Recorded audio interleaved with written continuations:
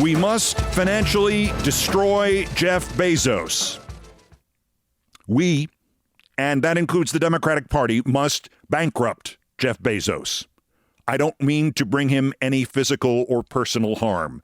I just want his $240 billion to go away. I want him to be living in a one-bedroom apartment somewhere in a non-fashionable part of a non-fashionable town, hopefully in a different country.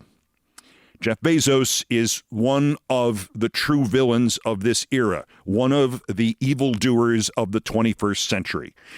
Because at the initial stages of what we have seen in the destruction of this country by Donald Trump since 2015, in the initial stages, Jeff Bezos was on the right side. When they went to Jeff Bezos and said, "We know you're having an affair with this sportscaster, Lauren Sanchez.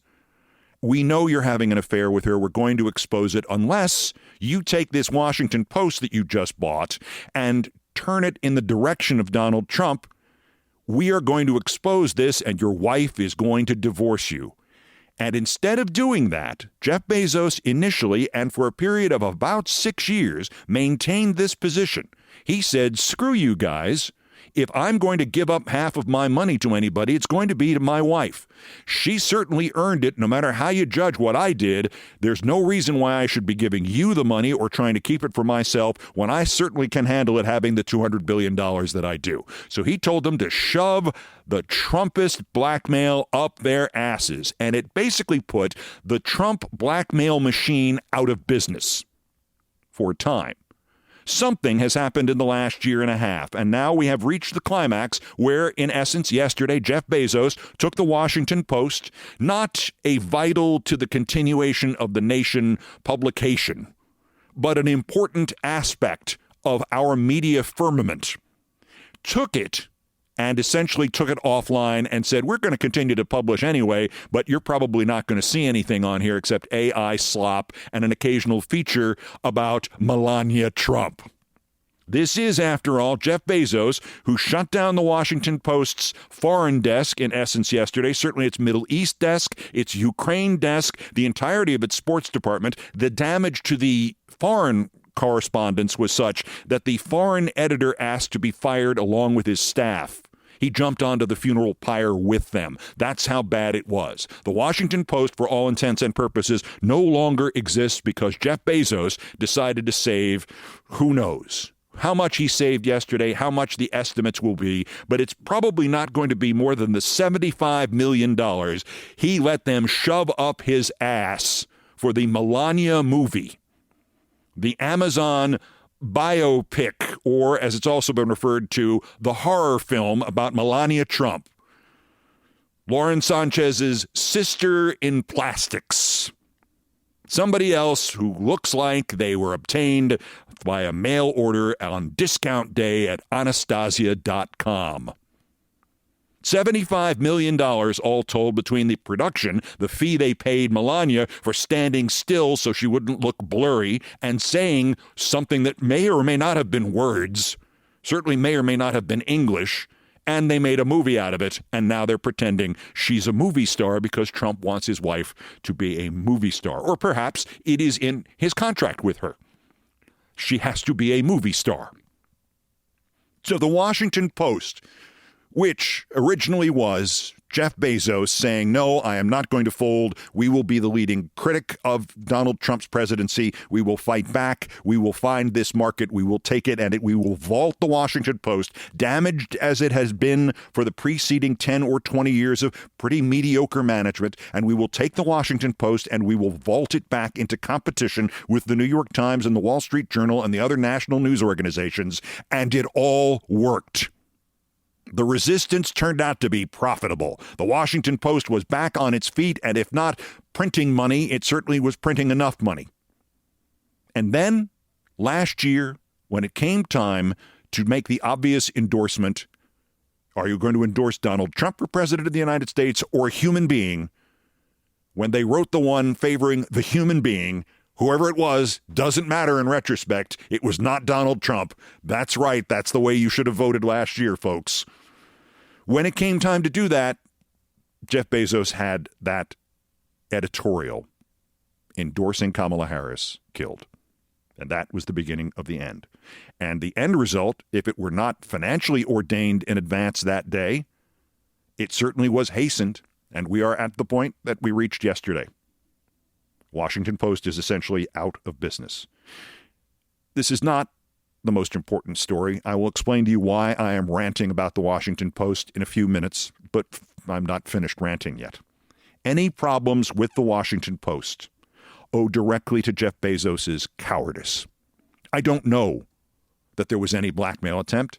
I don't know past some point when you have a lot of money, when you have more money than you could possibly need, whether or not you get to this total moral blankness inside you in which nothing matters except having more money. I don't know if having somebody like Lauren Sanchez, and I thankfully only knew her a little while. I knew enough about her to know what she is and what kind of demands she made and the things that she used to do to cameramen and to athletes, demanding, unbelievable goals, unbelievable desires.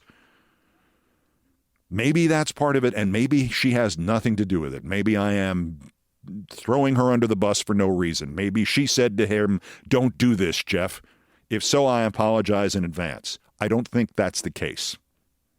And I'm straying from the main point here. The Wall Street Journal and the New York Times are burgeoning. And the New York Times, by the way, when it decided that it was going to have to be out there by itself, it backed off. I think we have discussed this many, many times. The New York Times is a shade of itself in terms of its criticism of Trump from 10 years ago. It has decided to move into if not the right-hand lane, it certainly has moved into the middle lane. And we can't ever say Wall Street Journal is some sort of anti-Trump publication. But they are making money hand over fist. And the Post had a formula that was on its way to doing exactly that. And Jeff Bezos threw it away because the Washington Post was a vanity project for him, and he got a little annoyed by it. This reminds me of the man who was the chairman of GE, who decided one day to take MSNBC off the air because the paltry $200 million a year we were profiting for him just wasn't worth the trouble of taking a phone call from his mother, the Bill O'Reilly fan, who used to yell at him for things that Bill O'Reilly said that he, the chairman of GE, had done. And this was not worth it. He did not like being bothered by Fox. And so he was going to take MSNBC and just close it, pay us all off, fire it, fire everybody there, sell the equipment, turn it into a cartoon channel, God knows what. This is what Jeff Bezos has just done. I suspect ultimately if you carved Jeff Bezos open and found out what really has driven this and the courtship of Melania and Donald effing Trump, $75 million for a movie that is about, 90 minutes long, and it's 89 minutes too long? Whatever caused that and whatever led to that is a description of our society right now. The point at which you say, it is too much trouble for me to fight for what is right, so I'm just going to go with those people who are corrupt, who are enemies of freedom, who are enemies of American society, who are unraveling everything that Jeff Bezos' parents fought for, everything that my parents fought for, and yours, and my grandfathers, out there on picket lines when the response to the picket lines was for the cops to come over and maybe shoot you while you were on the picket line. This is the world that Jeff Bezos and Elon Musk and Donald Trump want. We've already seen people being shot in the street for being human beings. We've already seen someone, a 67-year-old man, write for mercy to the possible expulsion of someone by ICE and have authorities show up at his door to ask him about his email, to get his side of the story, to intimidate this man because he had the nerve to write to suggest that maybe this man deserved to stay here no matter what the laws said or what the new laws said.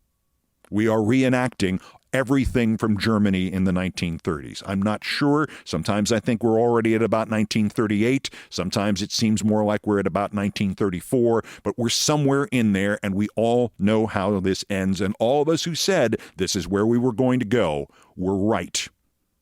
We welcome the rest of you who are understanding this now, and I say this with absolutely no snark involved.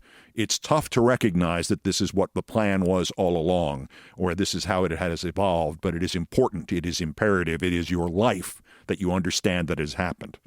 What does this have to do with the Washington Post?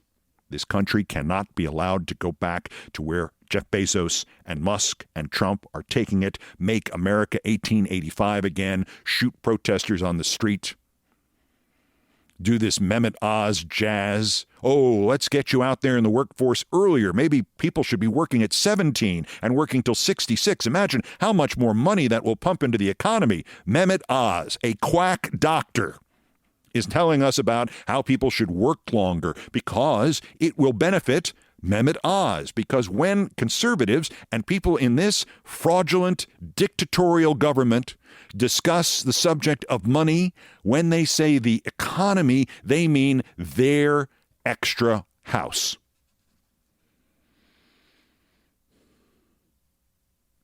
Democrats thus need to commit today to the financial destruction of Jeff Bezos.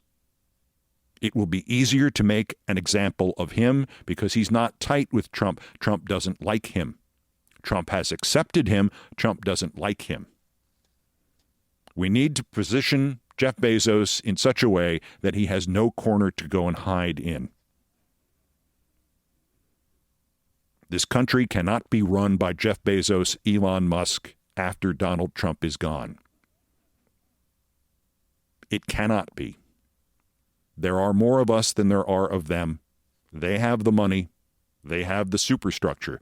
But there is one thing that will continue to be true. They're all actually pretty damn stupid at these things, and when things don't go to plan, they don't know what to do.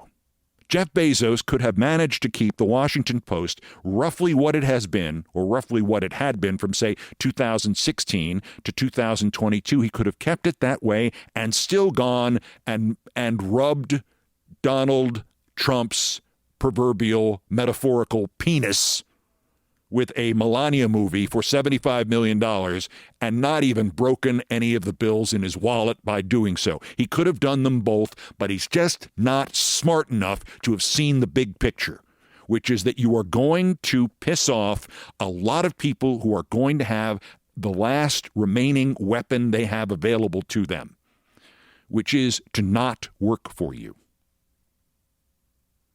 Voting, I hope we still have voting. I don't think they're going to be able to completely shut down the elections, but I do know that they can be leveled by a simple general strike. Will we ever get to that point in this country?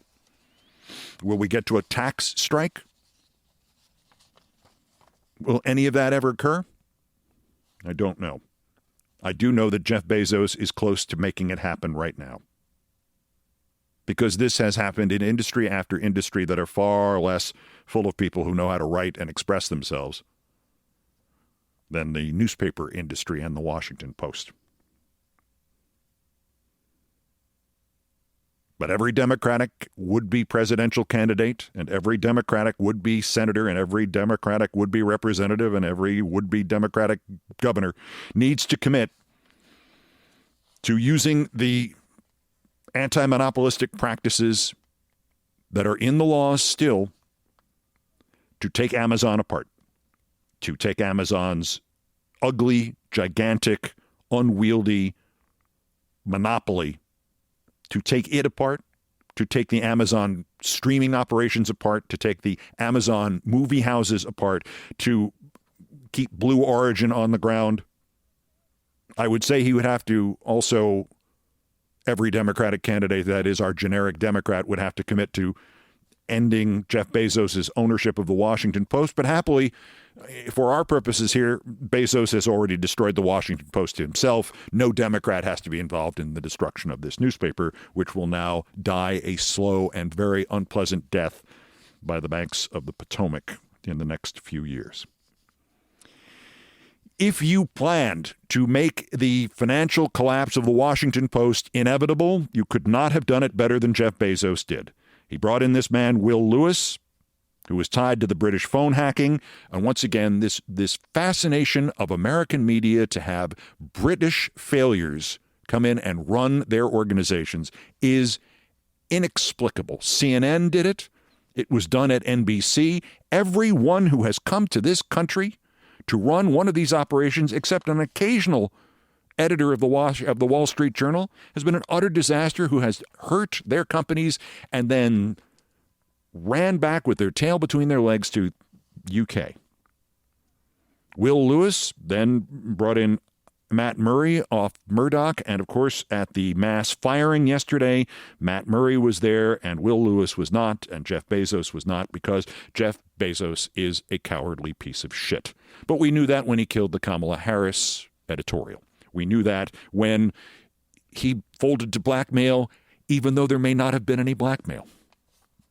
The fourth richest person in the world, $240 billion, proving once again that you can buy all the money in the world and all the plastic women in the world, and you can still be a reeking piece of shit like Jeff Bezos. I don't have any particular argument on behalf of the Washington Post. Over the years, I think I've had more trivial problems with people from the Washington Post than with any other newspaper except the Los Angeles Times. And we don't even need to get into what happened to the Los Angeles Times and that idiot who bought that thing and is driving it into the ground. We don't even have to talk about that. But the LA Times was in desperate trouble when I got to Los Angeles in 1985. What's happened to the LA Times has almost nothing to do with the year surrounding it. It hasn't been a firm success since about 1910. So skipping the Los Angeles Times for the moment and sticking with the Washington Post, it is just imperative that there be balancing against something like the New York Times, somebody to keep them running, somebody to be the alternative, somebody to compete on a granular level, reporter to reporter, to make sure that there's someone challenging the Times guy on this story. And if this story is about Ukraine, or if this story is about the Middle East, or if this story is about sports, it's all yours, Times. The Post just quit the playing field. And so do not ask for whom the bell tolls. It tolls for thee. The Washington Post was part of mankind, and now it's the Washington Post and Penny Saber News. Former publisher Marty Baron released a long statement, some of which is worth repeating. He wrote, "The Post's challenges, however, were made infinitely worse by ill-conceived decisions that came from the very top, from a gutless order to kill a presidential endorsement 11 days before the 2024 election, to a remake of the editorial page that now stands out only for its moral infirmity. Loyal readers, livid as they saw owner Jeff Bezos betraying the values he was supposed to uphold, fled the Post. In truth, they were driven away by the hundreds of thousands." I don't know that Mr. Barron realizes how correct he is. There was not an ill-conceived decision to kill the presidential endorsement 11 days before the election in 2024. It was a plan, and it was a plan conceived perhaps in Bezos's office and perhaps in Trump's. Who knows, and ultimately, who cares? This was not a boat accident. This was the murder of the Washington Post. Mr. Barron continued, "The owner, in a note to readers, wrote that he aimed to boost trust in the Post. The effect was something else entirely. Subscribers lost trust in his stewardship, and notwithstanding the newsroom's stellar journalism, the Post overall. Similarly, many leading journalists at the Post lost confidence in Bezos and jumped to other news organizations. They also, in effect, were driven away." Again, I will note that I believe Mr. Barron is being kind and is perhaps not trusting his instincts here and relying too much on literal reporting. It was nothing to do with in effect. They were driven away. There is one way to make sure that you have to fire everybody at a newspaper or any news organization, to make sure that it cannot make money, and that is to cripple it from making money, to hamstring it, to pull the money out of it, to take the popular products and make them unavailable, to make them scarce, to make them worse than they were last week. And that is all what Jeff Bezos did and what we as consumers need to assume he will do if Donald Trump tells him to, or he even thinks Donald Trump wants him to, at Amazon Prime, at Amazon TV, at Amazon Plus, at Amazon Charter Control, at Amazon. To hell with all of them. May your building melt in the hot sun. They also, in effect, to continue from Mr. Barron, were driven away. Bezos' sickening efforts to curry favor with President Trump have left an especially ugly stain of their own. I happen to like that imagery at the moment. It's about time, isn't it? He hasn't sharded in several days. This is a case study in near instant self-inflicted brand destruction. Many superior journalists will remain at the Post delivering important work. I expect they will continue to hold power to account, as they have done spectacularly well for decades. They deserve the support of all who believe in quality journalism. They deserve it, and I'm afraid, Marty Barron, they will probably not receive it for the simple reason that nobody's going to read 1/4 of a newspaper. It is sad, but it is true. What we have seen is the murder of part of the American free press. Flawed, biased sometimes, stupid, lazy on occasion, intrusive, cold. All of these things are true. All of these things have been true at every place I've ever worked, and I have worked at almost every place, not the Washington Post, but I knew enough people who did. I saw enough days in the Washington Post newsroom to know that it's like everywhere else. It has its flaws, but it also has the magnificence of having some power in this country without being beholden to being elected or being beholden to people with money who can buy it and destroy it, which is what Jeff Bezos did. And so it is very simple. It is time to destroy Jeff Bezos financially. I want every Democratic would-be presidential candidate to today make a statement saying that one of their first acts will be in 2029 upon receiving the oath of office is to go and use the anti-monopolistic laws of this country to flatten Jeff Bezos. And I will not make the Lauren Sanchez joke. This is far more important than it will seem practically in the ensuing few days, in few weeks and few months.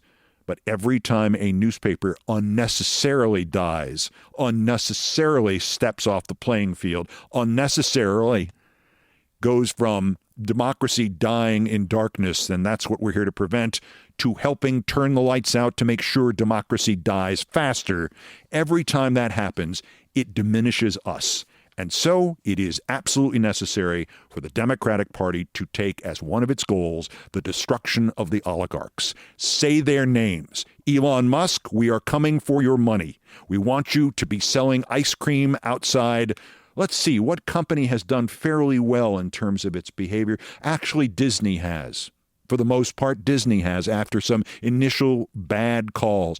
You, Musk, you get to work the less lucrative shift in a ice cream stand outside of Disneyland. Bezos, you get to clean up after the elephants.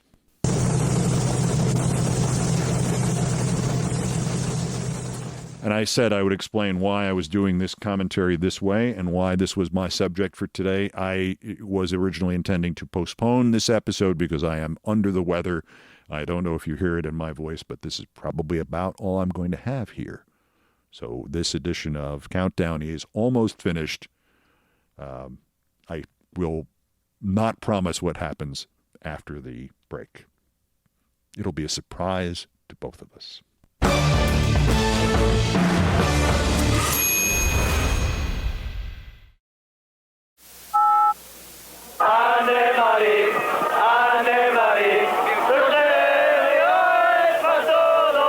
There's been an awful lot of singing on the slopes of Whiteface Mountain during these Olympics, and most of it has been done by the Austrians. This ditty is for Annemarie Moser-Prohl, who Sunday completed an Austrian sweep of the Olympic downhills. The downhill is the skiing event as far as the Austrians are concerned, and they were so confident of success that the Olympic team had reserved an area house for a celebration center. Leonard Stock and Annemarie Moser-Prohl did not disappoint, and for now, the singing will continue both here and in Austria. Keith Olbermann, Lake Placid.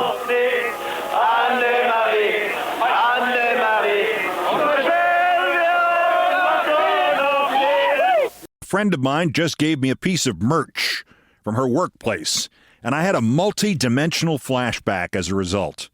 Cold weather clothing, her company logo over the breast, and I was back on 42nd Street in Manhattan in late January in the year of our Lord 1980. Just before my 21st birthday, weeks away from my second out-of-town trip as a professional sportscaster to Lake Placid, New York for the Winter Olympics. And my employers had just handed me what they called a subarctic parka. Only it was immediately clear to me that when the thing got wet, it would probably melt. "What is this?" I asked the United Press International audio office manager, Kathy Turner. I crinkled the parka. It sounded like this. I said, sounds like rolled up newspaper. Kathy Turner said, "Somebody told me it's a rolled up newspaper. I wouldn't wear it on the beach." Kathy Turner was from Alaska. I still lived with my folks. I took the thing home really wanting to find an excuse to wear the parka that had a genuinely impressive, cool logo over the chest that read the news company, UPI. My father looked at the parka. He felt it. He crinkled it. And he laughed. "We'll go to the Outdoor Outfitter. We got a real one. Are you off Saturday? I'll take you there Saturday." Thank God we went.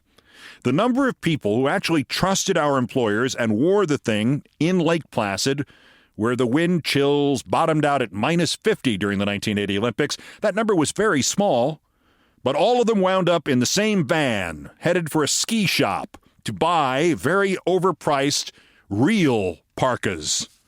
And we did cut open one of the UPI coats, and we were wrong. It was not filled with crumpled up newspaper. It was filled with crumpled up construction paper, like you would get in school art class. Anyway, that flashback triggered a whole series of them, and the biggest flashback of them all, I got to cover hockey, and that was great. I got to cover figure skating, and that was great. I got to cover luge, and that was great. But I had to cover skiing. And covering the skiing was the primary flashback. The alarm goes off. It is pitch black in my room at the Swiss Acres Motel. It is Valentine's Day, and I am still drunk. Keith knew he was in trouble. But I was also 21 years old, and in fact, my 21st birthday had only been 18 days earlier, so somehow I survived. Showered, dressed, packed, and I mean I packed 2 cassette tape recorders, 4 sets of batteries, an audio processing machine that weighed like 14 pounds, the 9-volt batteries it took, I think it was a dozen of them, a telephone, a backup telephone, 12 assorted patch cords, 2 loose-leaf notebooks, about 8 pens, 2 microphones, 2 extra pair of socks. Then I got dressed, 2 full sets of thermal underwear, shirts, sweaters, snow pants, snow shoes, because it was 11 degrees below zero that morning. I got something quick to eat at the commissary, and I made it out somehow to the line for the bus from the Lake Placid Olympic Center to the Lake Placid Transportation Center to Lake Placid's own Whiteface Mountain, then on to the snow track, the open-penned mountain tractor that went up the side of Whiteface Mountain and took me to the finish line of the 1980 Olympic men's downhill ski final. Still drunk. That is how a reporter covered the Olympics nearly 43 years ago. You drank. You woke up, you went, you stood near the finish line, and when the skiers completed their runs, you hiked or wobbled over to them, and you took out your microphone or your pen and you interviewed them like 2 minutes after they had finished hurtling towards you down the hill. You could see almost nothing of the race from there. There were no TV monitors.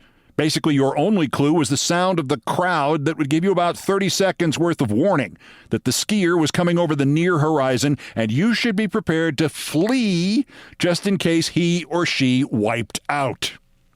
Also, you were on top of a mountain at the dead point of winter, and whereas it might have been a balmy 11 degrees below zero in the comfort of the Swiss Acres Motel, With the wind chill at the base of the mountain, it was 48 below zero. And there had already been 4 inches of new snow since the sun came up. Which is where the still drunk part came in handy. My bosses at my first job, the 1,000-station radio network called United Press International Audio, had decided the night before to teach me how to drink while on assignment. My bosses were the bureau manager for that part of UPI, the late Stan Sabick, who had hired me, and Sam Rosen, the sports director of the network, who not only somehow survived being my first boss, but today, just 43 years later, is still working as the television voice of the New York Rangers hockey team and is in the Hockey Hall of Fame. So I guess my reputation as a tough employee is wildly overrated, or at least Sam thinks so. Sam and Stan kept me drinking at the motel until 2 a.m., knowing full well that I had to get on the 6 a.m. bus to go cover the men's downhill because it was the two of them who had assigned me to go cover the men's downhill. And bluntly, I was surprisingly pleased with myself that freezing morning because I had indeed learned how to drink while on assignment. I had somehow found the phone jack for the UPI phone buried under all the new snow, which of course was buried under all the old snow, attached the phone to it, gotten a dial tone, called the office, checked the alligator clips with which I would feed the tape, and all was well. Until I went to put a cassette tape into the cassette recorder. I didn't have one. Fat lot of good 2 cassette tape machines gonna do you without a cassette to stick in one of them. I looked forlornly around the base of Whiteface Mountain. 1,200 feet above sea level as we were, there was a surprisingly nice chalet and a decent restaurant, but there were no Radio Shacks or other electronics stores. There was, however, one other radio guy, Jack Briggs, from the Associated Press Radio Network, the nominal arch rival to our own UPI Audio. I knew Jack a little. He was a nice guy. I went and explained my plight, making sure to blame my bosses for my predicament. "Oh, man," he said, his breath turning into first steam and then ice cubes. "I'm so sorry, but I can't give you a cassette. I'm sorry, you're UPI and I'm AP." Oh, how I laughed. That was a great line to say to a rookie reporter still drunk, thanks to the initiation rituals of his own bosses, the possessor of 1 great buzz but 0 audio cassettes. Jack Briggs could tell I thought he was kidding. That's when he said, I'm not kidding. Look, if my boss Shelby Whitfield ever found out, he'd fire me." I suddenly wasn't drunk anymore. Not at all. My boss will fire me. Briggs was adamant. I can't run the risk of Shelby finding out. I have to confess, I shouted, "How in the hell is he going to find out, Jack?" I think subconsciously I was hoping to create an avalanche, which would have been a better solution than the one I was faced with.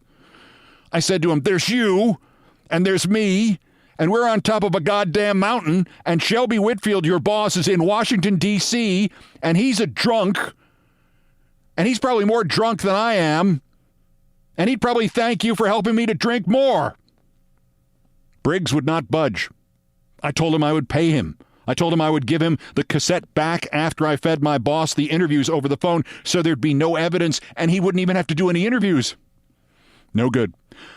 "I'm sorry, and I know you're going to tell this story about me for a while."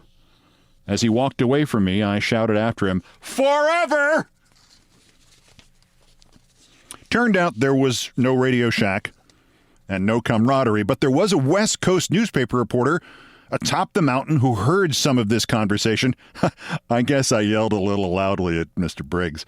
Some guy standing next to a St. Bernard told me to quiet down. He mentioned something else about the avalanches, or maybe I dreamed that part. I don't know. Anyway, the West Coast newspaper guy said he had a micro cassette machine and he would loan it to me and I could give it back to him at the media center that day or the next one. But I had to do him a favor because there was this really cute reporter in our UPI bureau and he really wanted to be introduced to her. And I said, "I can promise you nothing but a handshake." And he understood. And that's how I did not get fired. But of course, a story like this has punchlines. And this one has 2 of them. The first is 2 years and a couple of months later, Shelby Whitfield asked me to lunch. He had left the Associated Press to run the sports department at the ABC radio network back when that was not only a thing, but a big thing. We went to a terrific New York City Chinese restaurant near ABC called Shun Li. And Shelby Whitfield interviewed me for a job when that kind of job paid $80,000 a year, and my very nice studio apartment in a very nice part of town cost less than $500 a month. Later, in an interesting twist, I found out the jobs didn't exist. I was mentioning the interview in a press box somewhere, I think Madison Square Garden, and there was another kid reporter named Howie Rose. And Howie is still working. He does the New York Mets games on the radio. And Howie said, wait, they interviewed me for that job last year. It's just an excuse for that damn Whitfield to go drink his lunch on ABC's tab. Anyway, before we started the interview for the job I did not know did not exist at ABC, I told Shelby Whitfield the Whiteface Mountain, can I borrow a cassette, Jack Briggs story. And Shelby's exact reply was, how in the hell was I going to find out? There was you and there was him and you were on top of a goddamn mountain and I was in Washington. Only he didn't say goddamn. That Briggs, he added, always trying to suck up to me. I gotta tell you something. I actually once promised I wouldn't tell you if we ever met this. When the Olympics were over and he came back to the office, he told me what happened. He expected me to be happy or give him a bonus or something. And I called him a little snitch. Only Shelby didn't say snitch. Just a word that rhymed with it. The other punchline is from 1992. And remember, this happened at the 1980 Olympics. I go to work at ESPN and come in a little early to launch their radio network, a story I've told here before. And there, I find a friend of mine since my radio days who I have not seen in a year or so, and he says, hey, last month I was at an NBA game in Washington. I ran into Jack Briggs. He heard you were going to ESPN. He asked me if you were still telling that story about the time you got stuck on Whiteface Mountain without a cassette, and he was the only other reporter there, and he wouldn't give you a spare, and I told him you were. And I smiled, and I replied, I hope you remembered to use the word forever.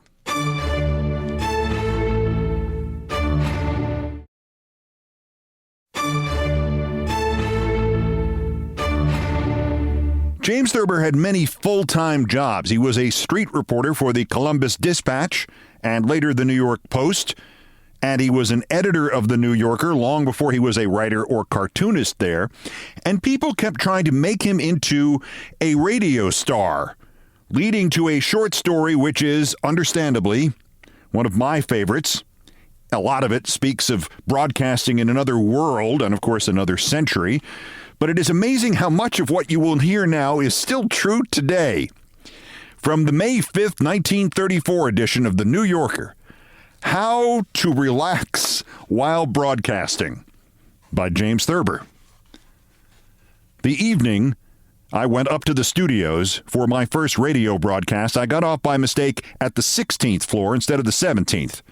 I decided not to wait for the elevator, but just run up the stairs to the 17th floor because elevators in broadcasting buildings are always crowded with small Italian musicians carrying cellos. And furthermore, when the up sign above the elevators in these buildings lights, the operator of the car that stops for you usually says, down! And before you can think, you find yourself on the first floor again without any way of getting back up because you surrendered your pass to the man at the desk in the lobby the first time you went up. I walked to a door on the 16th floor marked stairs and stepped out into a cold, dark staircase shaft and walked up one flight. I found that the door on that floor wouldn't open. It was after 7 o'clock in the evening and the door had been officially locked. I hurried back down to the 16th floor and discovered that the door there had locked behind me too. I began to beat on it and kick it. From far off, a faint voice came to me finally saying, "Cut that out!" The only thing to do was walk down 15 flights to the main floor, which I did, but the door out into the lobby was also locked, and nobody answered my screams and poundings. Screaming and pounding is not radio, as the broadcasting people say. I went down into the basement, which was dark and gloomy, and hunted for the elevator shaft.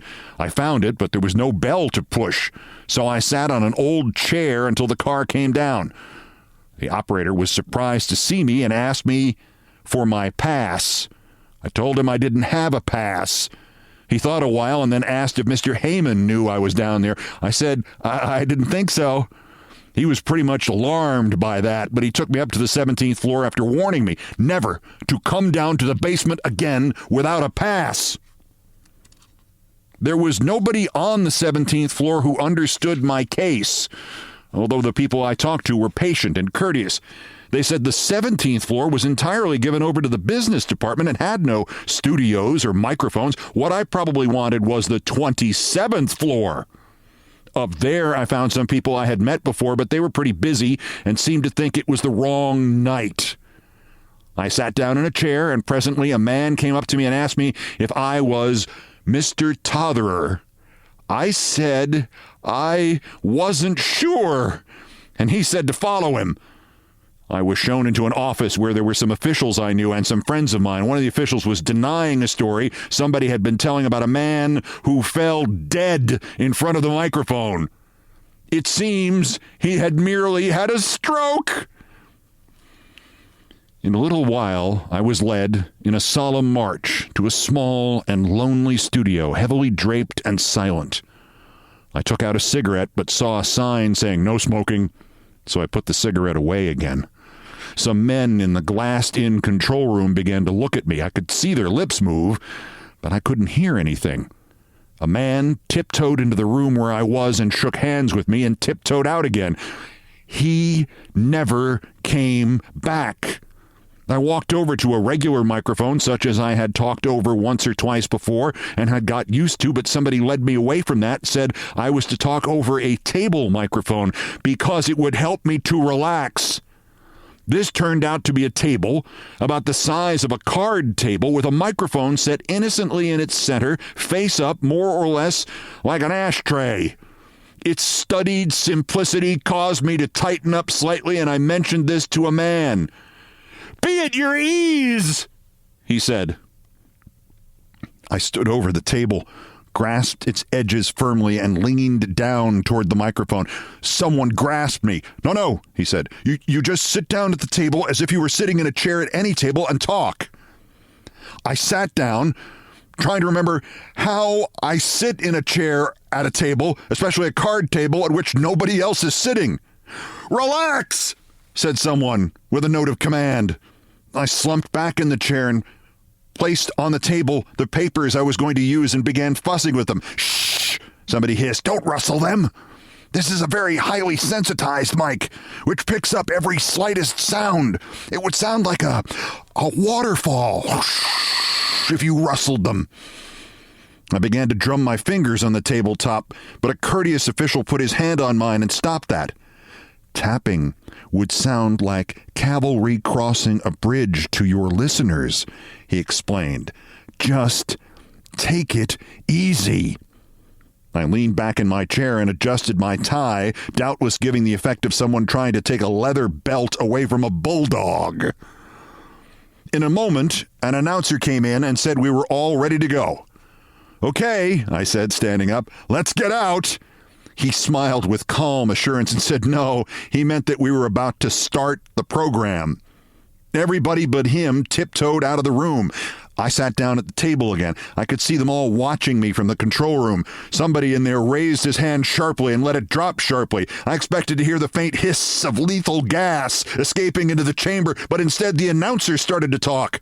I creaked nervously in the chair at this, and the listeners heard, along with his calm announcement, the sound of a buckboard falling over a cliff. Finally, he pointed a finger at me. I sat bolt up and began to talk to the ashtray. When it was all over, everybody tiptoed whisperingly into the room and congratulated me on being only 5 seconds too slow. Not bad for a beginner. The record is 1/500th of a second. I got up and started out of the room, but a man followed me and took me by the arm. "Where are you going?" he asked. "Let's all go out and get a drink," I said. "But you haven't got time," he said. "All this has just been the rehearsal." I must have tightened up horribly at that, for he said soothingly, Take it easy. You got plenty of time to relax in. He looked at his wristwatch. You got 4 minutes. How to Relax While Broadcasting by James Thurber.